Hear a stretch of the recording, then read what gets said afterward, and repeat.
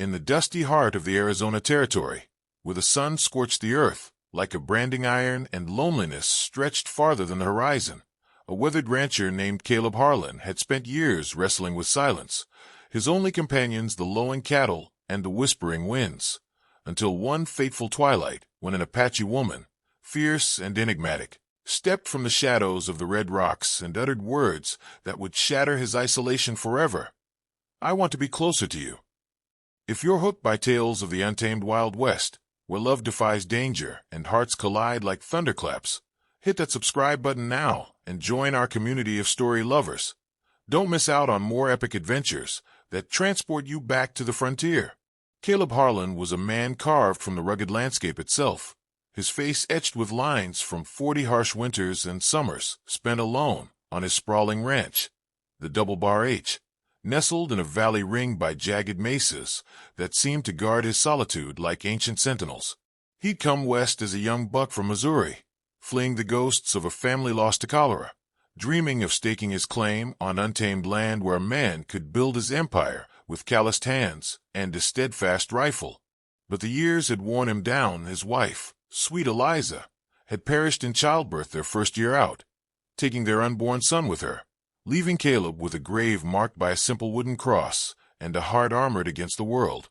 He tended his herd with mechanical precision, riding the range from dawn till dusk, his black Stetson pulled low over eyes that had long forgotten how to sparkle, his conversations limited to gruff orders barked at occasional hired hands who never stayed long, driven off by the ranch's isolation or Caleb's brooding temperament.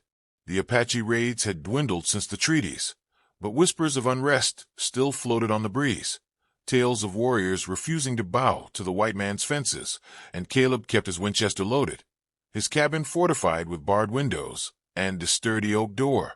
It was on one such evening, as the sun dipped low, painting the sky in hues of blood and gold, that she appeared, Nita, daughter of the Chiricahua Apache, her lithe form clad in fringed buckskin, her long black hair braided with feathers that caught the fading light like raven wings.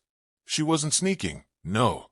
She strode boldly across the corral, her moccasined feet silent on the parched earth, a quiver of arrows slung over her shoulder and a knife sheathed at her belt, her dark eyes locking onto Caleb's as he froze mid-stride while watering his horse.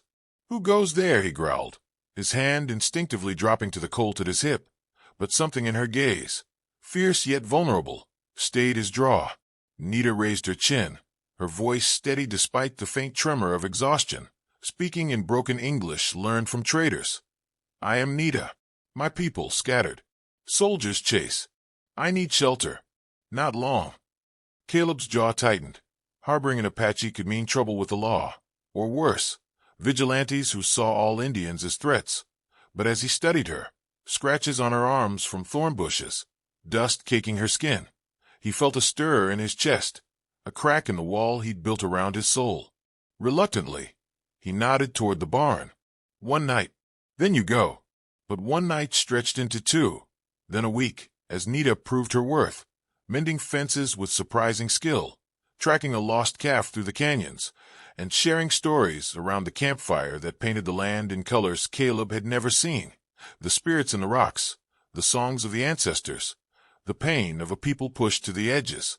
She spoke of her village razed by cavalry, her brother fallen in battle, her flight across the Badlands with nothing but her wits and the stars to guide her.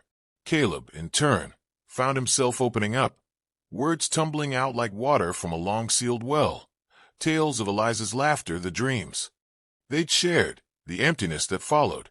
Nights blurred into days, and amid the chores, stolen glances grew into lingering touches, a hand brushing as they passed tools, a shared smile over a meal of venison stew. Yet danger loomed. Word spread of an Apache woman on the Double Bar H, and soon riders came, rough men from town led by Sheriff Boone, a grizzled veteran with a grudge against the tribes. "Hand her over, Harlan," Boone demanded, his posse fanning out with rifles at the ready. "She's trouble. Apache scum." Caleb stood firm on his porch, Winchester in hand. "She's under my protection. Leave my land." A tense standoff ensued, dust kicking up in the wind, but Nita emerged from the shadows, her knife drawn, eyes blazing. "I fight my own battles," she declared, and in that moment, Caleb saw not just a fugitive, but a warrior queen. The sheriff backed down, muttering threats, but the encounter ignited a fire in Caleb. He realized he couldn't let her go, not when she'd awakened feelings he'd buried deep. As moons waxed and waned, their bond deepened. Nita taught him Apache ways, how to read the land's whispers, to honor the earth that sustained them, while Caleb showed her the rhythms of ranch life, the satisfaction of a hard day's work yielding bounty. Whispers turned to confessions under starlit skies. "I've been alone too long," Caleb admitted one night, his voice rough with emotion. Nita placed a hand on his chest. "Me too. But now, I want to be closer to you." Those words, simple yet profound, bridged worlds divided by culture and conflict. They faced trials together, a brutal winter storm that decimated the herd, forcing them to hunt and forage like Nita's forebears. A raid by outlaws seeking to steal cattle, repelled in a fierce gunfight where Nita's arrows flew true alongside Caleb's bullets.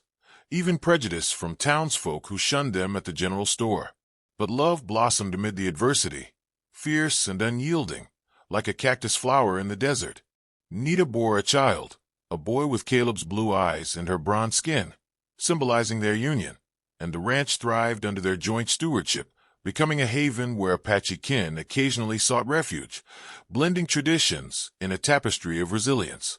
Years passed, and the Wild West tamed, railroads snaking through the valleys, but Caleb and Nita's story endured, a testament to how two souls, forged in solitude, could find completeness in each other.